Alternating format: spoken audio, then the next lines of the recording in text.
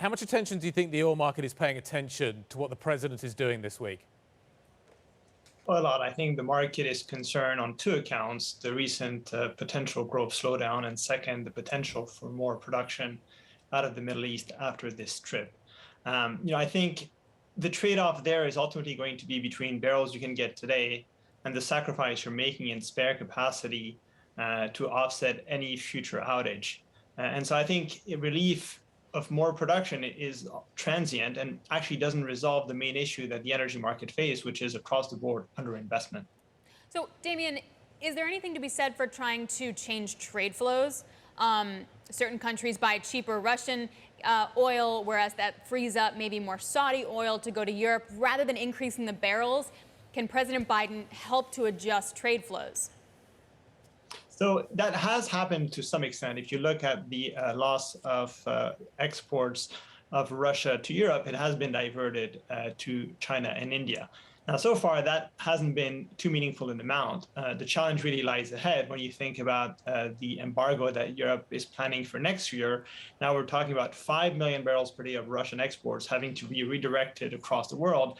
That's much more challenging. And in particular, from a Middle East perspective, it means that they have to be willing to cede that market share in Asia. So that's likely also part of the discussion to help make sure that Europe still gets the barrels from the Middle East when it starts to lose access to those Russian barrels.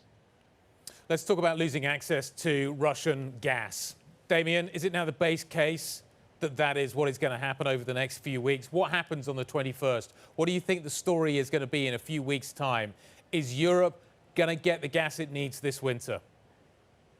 Our base case is Russian flows do increase after the 21st, but only back to their low recent level. We've had a headline that Canada is shipping the turbine back. From Russia's perspective, resuming some flows allows for higher revenues, of course, but still some potential leverage down the line.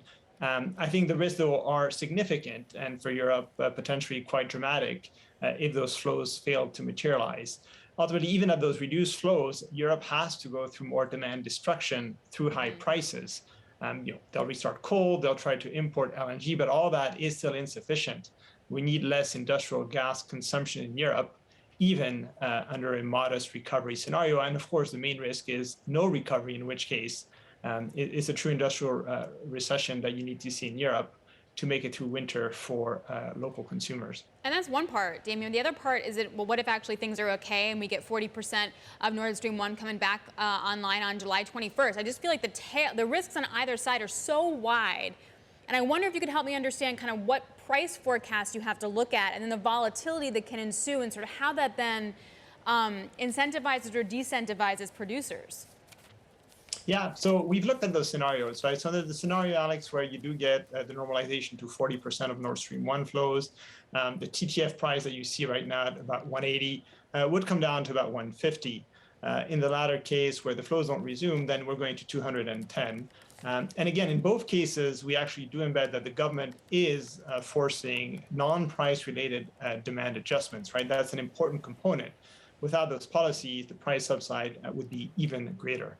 So I think you could see that the risk is symmetrical, but in either case, though, it is sustained very high natural gas prices for Europe. And a margin error that's pretty small, right?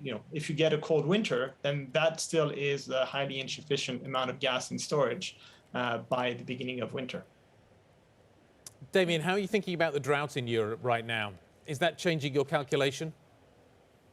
The drought has a few impacts. In the short run, it actually creates logistical issues in getting coal to coal plants, for example, moving diesel around. So it's a logistical disruption that further impacts local energy markets. But of course, then it also reduces hydro generation, whether it's in Spain and France. And so that just further increases the pull on hydrocarbon gas in particular. So it's a bullish demand shock. It's an additional logistical issue. And then, of course, you have the impact on local crops as well. So it just exacerbates this tightness and dislocation in commodity markets. And by the way, even without the drought, the way Europe is getting LNG is by pulling it out of Asia. So Asia then in turn has to consume more oil. And what you see is ultimately the key issue today is generalized energy shortages. You're running out of gas, which means you're trying to consume more coal, but you don't have much coal. You're trying to burn more oil, and that each market then reinforces each other's market tightness.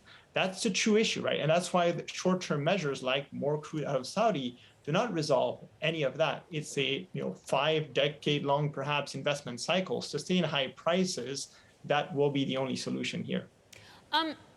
Damien, has your call for what price we need to see for demand destruction changed at all? It was one of the highest on the street, right? 150, 160 for Brent. And I'm wondering sort of if you're sticking by that, or do you have to actually increase it? Yeah, so the key was that's the price that the consumer has to face. So Brent itself was a 140 forecast, and the retail price at that 150, 160 level. When you look at the fundamentals through June, they would actually support that view still. You'll have the market in deficit of 1 million barrels per day. The demand indicators were relatively resilient. Now, the month of July is going to bring quite a few number of shocks, right? So we have the upcoming meeting with OPEC. We have potential slowdown in economic growth. So far, though, the data still suggests we're in deficit on an aggregate basis. It still tells us that aggregate demand levels are still above aggregate supply levels. And so the function of prices is to close that gap because in the short run, economic growth isn't slowing enough. And I think that's the core. And if you look actually the guts of the oil market, it tells you the same story. Brent's down 25%, but physical Brent is trading at the record high premium to Brent. The physical market is still screaming that it's very, very tight. Why have we seen financial liquidation? What you're talking about is a fundamental demand story that continues. So why are the financial markets pricing lower? Yeah, it's always hard for commodity markets, right? They're physical assets. They have to clear the physical world, but investors are ultimately forward-looking. And so, when we look at recent growth scares, whether it's renewed COVID lockdowns in China, whether it's the risk of a recession rising, it makes investors in a period of relatively low liquidity seasonally reluctant to be bullish commodities. And what we had in terms of sell-off yesterday or the Tuesday prior is no different than the one we had the day after Thanksgiving last year, where amidst this low liquidity, prices can tumble.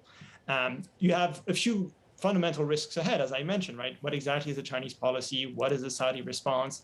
It's understandable that no one's willing to take on risk, but that just exacerbates ultimately the underinvestment. You take today's forward curve, next year average prices in the 80s, shale's not growing, the market is again in deficit. So this lack of investor participation does have a fundamental bullish impact because it gives the wrong signal to producers, one where they're not investing sufficiently, and one where, again, we just make those shortages persistent and unresolved, despite what appears to be a significant increase in prices so far.